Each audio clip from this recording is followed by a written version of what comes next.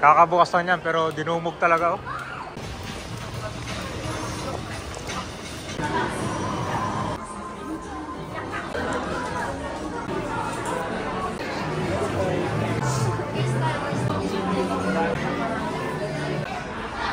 Good news sa mga Disney fans dyan. Finally, bukas na ang first Disney store. Dito yan sa may SM MOA. Ito din yung first Disney store dito sa Southeast Asia. So excited na ba kayo? Tara, libutin natin ngayon itong bagong Disney store dito. Napakarami ng mga toys at iba pa na pwedeng pagpilian. Dito lang yan mismo pagka drop-off area nyo ng SM MOA. So katabi lang yan ng National Bookstore at dito sa area kung saan nagkaroon ng expansion din. Nandito na tayo ngayon sa SM MOA Globe. Dito po yan sa endpoint ng EDSA. So ngayon kabay, meron tayong pupuntahan SM Mall of Asia. Kakabukas lang yung first ever Disney store dito sa Philippines. At kauna-unahang Disney store din ito dito sa Southeast Asia. So sa mga Disney fans dyan na talaga number 1 fan, good news. So bago tayo magsimula doon, itong harap ng SM MOA pala nagkaroon ito ng expansion. So meron tong Sky Garden yan sa pinakaitaas niya at higit sa lahat more shopping na dito. So ito yung dulo nitong EDSA.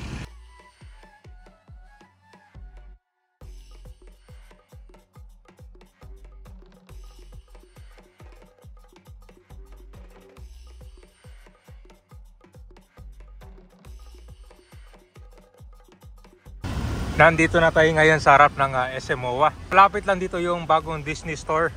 Actually pag baba nyo dito, pwede nyo nang lakaran. Nandito lang sa kabay ng katabi lang ng National Bookstore. So, ito yung part ng SM MOA na nagkaroon ng expansion. So napakaganda kabay no? Tara, libutin natin.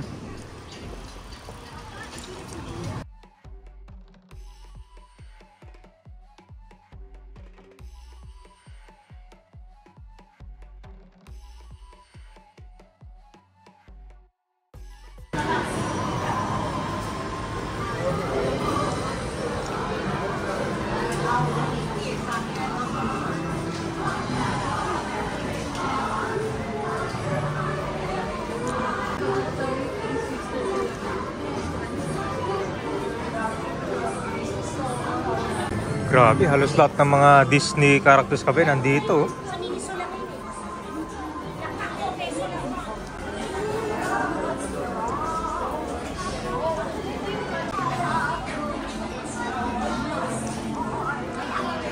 Wala.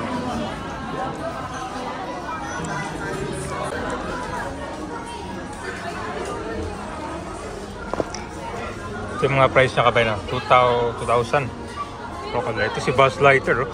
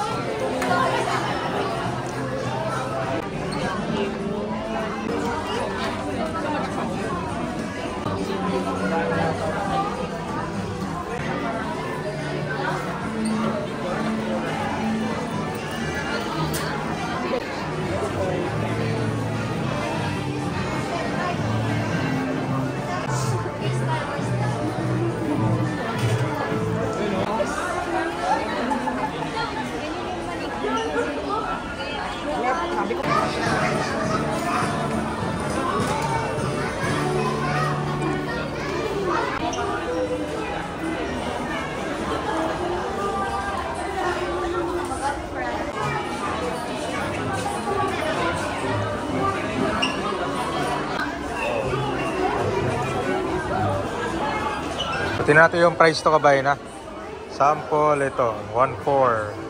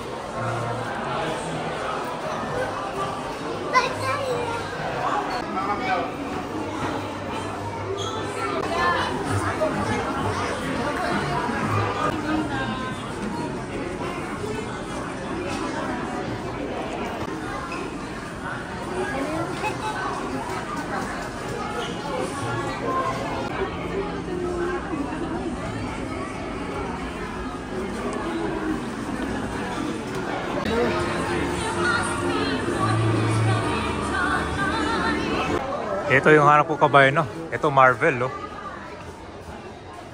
So, meron silang Iron Man mask dito, tsaka suit. Ano ba ito? Nasa 4,000 yung set niya. May mask na, tsaka yung suit. Ah, it does.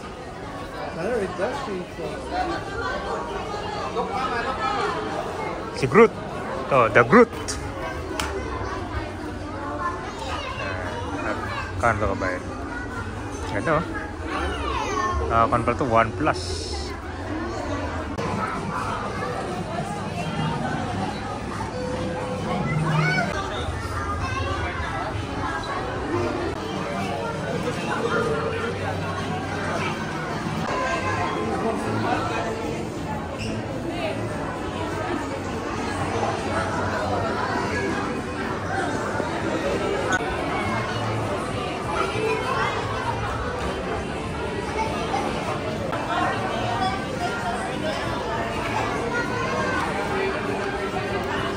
Okay, nandito na tayo. So, yung exit niya, nandito na rin sa loob ng mall mismo.